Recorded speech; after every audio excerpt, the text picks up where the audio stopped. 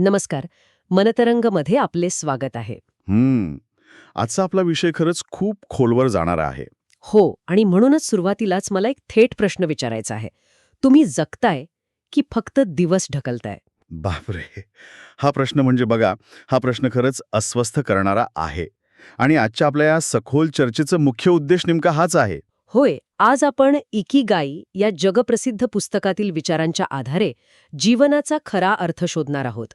हे पुस्तक केवळ जगण्याबद्दल नाहीये, तर खऱ्या अर्थाने आनंदाने जगण्याबद्दल आहे. अगदी बरोबर. आणि काय होतं माहितीये का, या चर्चेचा उद्देश केवळ काही पुस्तकी माहिती किंवा आकडेवारी देणं हा मुळीच नाहीये. हं, तर आपल्या रोजच्या या धावपळीच्या ताणतणावाच्या जीवनात जी आंतरिक शांतता हरवली आहे ना, ती शोधण्याचा हा एक प्रयत्न आहे. नक्कीच. आजच्या धकाधकीच्या जीवनाकडे पाहिलं तर एक गोष्ट प्रकर्षाने जाणवते. आपण सगळेच एका न संपणाऱ्या शर्यतीत धावतोय. हो ना. म्हणजे कामाचा प्रचंड ताण आहे. हो, आणि कशावरही नीट लक्ष केंद्रित होत नाहीये. सोशल मीडिया उघडला की सतत इतरांशी आपली तुलना सुरू असते. आणि रात्री झोपताना तोच ओव्हर थिंकिंगचा त्रास.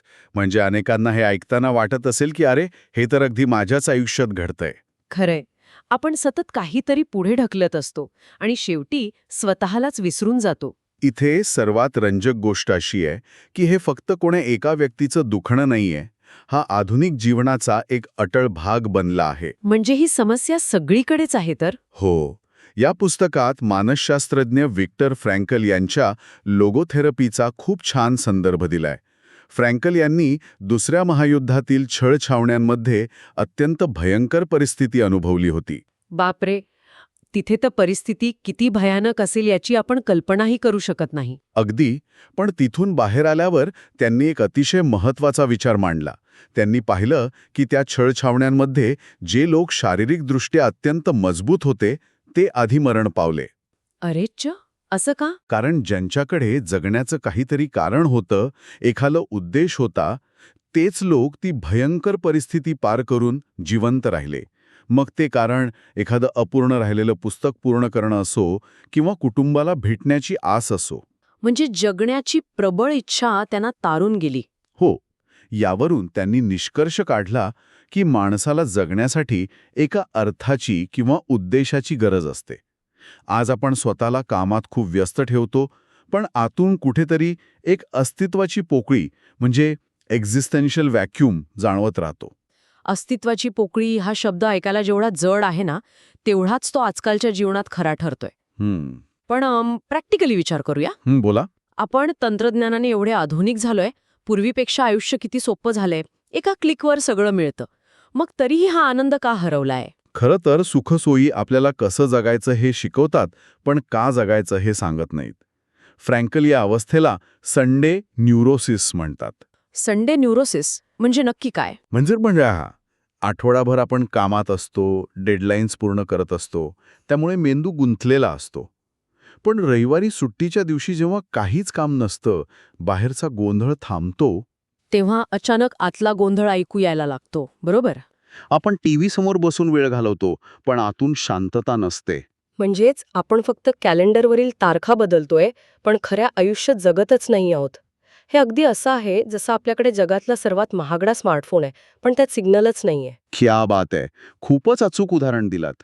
शरीर आहे, आयुष्य आहे, पण जीवनाच्या उद्देशाशी कनेक्शन तुटलंय. आणि म्हणून आपल्याला इकिगाई समजून घेण्याची नितांत गरज आहे. चला, हे थोडं समजून घेऊया. इकिगाई ही नक्की काय भानगड आहे? पुस्तकात जपानमधील ओकिनावा बेटाचा उल्लेख आहे. हो, ते एक ब्लू झोन आहे. तिथे जगातले सर्वात जास्त 100 वर्षांहून अधिक जगणारे लोक राहतात. आणि त्यांच्या या दीर्घायुष्याचं रहस्य म्हणजे इकिगाई, बरोबर? होय. इकिगाई या शब्दाचा सोपा अर्थ म्हणजे रोज सकाळी अंथरुणातून आनंदाने उठण्याचं कारण. हे प्रत्येकासाठी वेगळं असू शकतं. कोणासाठी बागकाम करणं, कोणासाठी नातवंडांसोबत वेळ घालवणं, तर कोणासाठी चित्र काढणं. पण सकाळी उठून काम तर आपण सगळेच करतो, नोकरीला जातो. मग त्या कामात तो आनंद का नसतो? आपण तर ओझावायल्यासारखं काम करतो. या मागचं मुख्य कारण म्हणजे आपण फ्लो या अवस्थेत नसतो. मिहली चिक्सेंटमिहेली या मानसशास्त्रज्ञाने ही फ्लोची संकल्पना मांडली आहे. फ्लो म्हणजे प्रवाहासारखं काहीतरी. हो, जेव्हा आपण एखाद्या कामात इतके मग्न होतो, इतके हरवून जातो, की आपल्याला वेळेचं, भुकेचं भानच राहत नाही, ती अवस्था म्हणजे फ्लो. पण ही अवस्था निर्माण कशी होते? कारण कामावर असताना आपण सतत ईमेल चेक करतो, फोन बघतो. आणि तिथेच आपण चुकतो. याला मल्टीटास्किंग म्हणतात. पण वैज्ञानिकदृष्ट्या आपला मेंदू एकाच वेळी अनेक कामं करू शकत नाही. हो ना, मेंदू फक्त एका कामावरून दुसऱ्या कामावर वेगाने स्विच होत असतो. एकाच गोष्टीवर केंद्रित करावं लागतं. जेव्हा एखादा चित्रकार चित्र काढत असतो, तेव्हा तो फक्त आत्ता या क्षणात असतो. पण मग प्रॅक्टिकली सांगा ना, एखाद्याला जर स्वतःची नोकरी आवडतच नसेल, तर तो फ्लो कसा अनुभवणार? हे फक्त श्रीमंत किंवा नशीबवान लोकांना शक्य असं नाही वाटत. हा प्रश्न खूप रास्त आहे, पण फ्लो अनुभवण्यासाठी तुम्हाला नोकरी सोडण्याची गरज नाही. पुस्तकात बिल गेट्स यांचं एक खूप सुंदर उदाहरण दिलंय. बरं, त्यांना रात्री स्वतःची उष्टी भांडी घासण्यातून एक वेगळाच आनंद मिळतो. भांडी घासण्यातून आनंद? अरे छा, हे कसं शक्य आहे? कारण ते काम पूर्ण जाणीवपूर्वक करतात. पाण्याला स्पर्श करणं, साबणाचा फेस, कामाची लय, याला मानसशास्त्रात मायक्रोफ्लो म्हणतात. रोजच्या कंटाळवाण्या वाटणाऱ्या कामातही आपण तो फ्लो शोधू शकतो. म्हणजे कामाकडे बघण्याचा दृष्टिकोन बदलायचा. हो, आणि दुसरी गोष्ट म्हणजे काम खूप सोपंही नसू नये ज्यामुळे कंटाळा येईल, आणि खूप कठीणही नसू नये ज्यामुळे ताण येईल. एक समतोल हवा. म्हणजे कामाचं स्वरूप बदलेल पण सक्रियता कायम राहील. म्हणूनच पुस्तकात म्हटलंय, नेव्हर रिटायर, कधीही निवृत्त होऊ नका. हे ऐकून तर अनेकांना घाम फुटेल. कारण आपण निवृत्तीनंतरच्या आरामाची स्वप्न पाहत असतो. पण नेव्हर रिटायर याचा अर्थ असा नाही की मरेपर्यंत तणावपूर्ण नोकरी करा. मग याचा खरा अर्थ काय? ज्या गोष्टीवर तुमचं प्रेम आहे, जी तुम्हाला आनंद देते, ती करत राहणे, हेच खऱ्या अर्थाने जगणे आहे. आपण आत्तापर्यंत मनाच्या फ्लोबद्दल बोललो, पण जर शरीरच थकत असेल तर मन फ्लोमध्ये कसं जाणार? खरंय. म्हणूनच ओकिनावाचे लोक शरीराचीही खूप काळजी घेतात. इथेच खरी मजा आहे. मी हारा हचिबू नावाचा नियम वाचून थक्क झाले.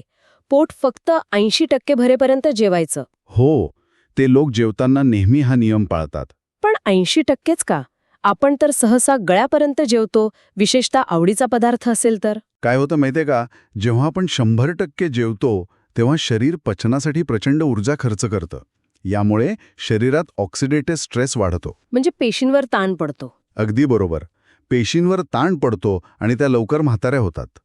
80% जेवल्यामुळे हा ताण कमी होतो, शरीर हलकं आणि ऊर्जावान राहतं.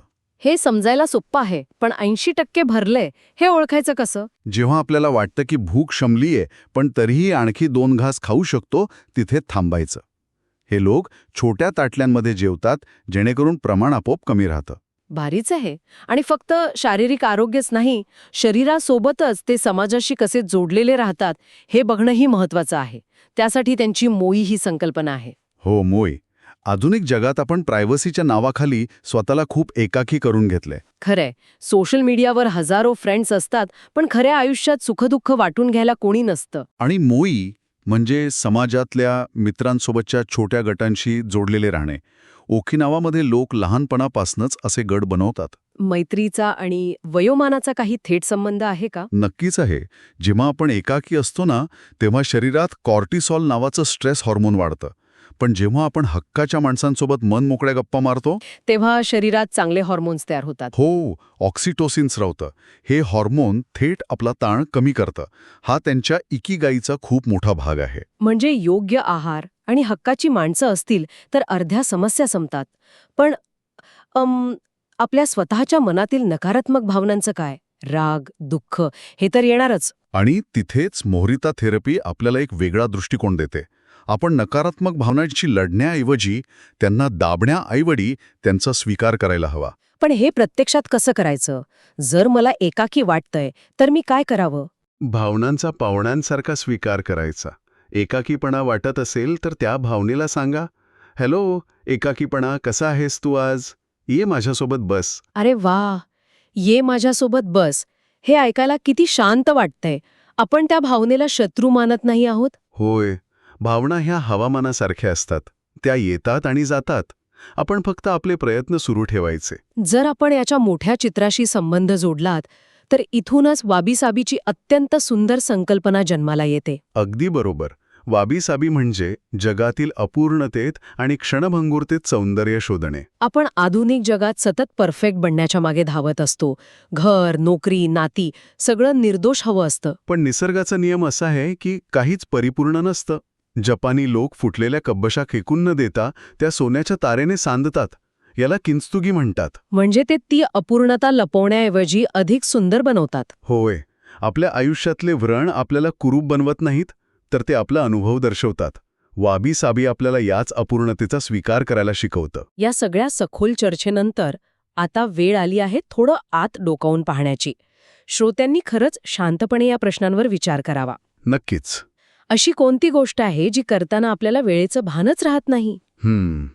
आणि आपण आपल्या स्वतःच्या भावनांशी सतत भांडत तर नाही ना, की त्यांचा शांतपणे स्वीकार करतोय? आपण भूतकाळातील चुकांवर रडतोय, भविष्याची चिंता करतोय, की खऱ्या अर्थाने आज आणि आत्ता जगतोय? आणि आपल्या जीवनात असे मित्र आहेत का ज्यांना आपण मनातील कोणतीही गोष्ट विनासंकोच सांगू शकतो? हे जपानी रहस्य ऐकायला जितकं छान वाटतं, तितकंच ते अंमलात आणायला सोपं आहे. ताणतणाव आणि भीती ही सर्वांच्याच वाट्याला येते. हो ना. मोठं ध्येय गाठण्याच्या नादात आपण आजचा आनंद गमावून बसतो. आयुष्य हा सोडवण्याचा एखादा प्रॉब्लेम नाहीये, तर अनुभवण्याची एक सुंदर प्रक्रिया आहे. खरंच. नेहमी सक्रिय रहा, हस्तमुख रहा, निसर्गाच्या सानिध्यात जा आणि कृतज्ञता व्यक्त करा.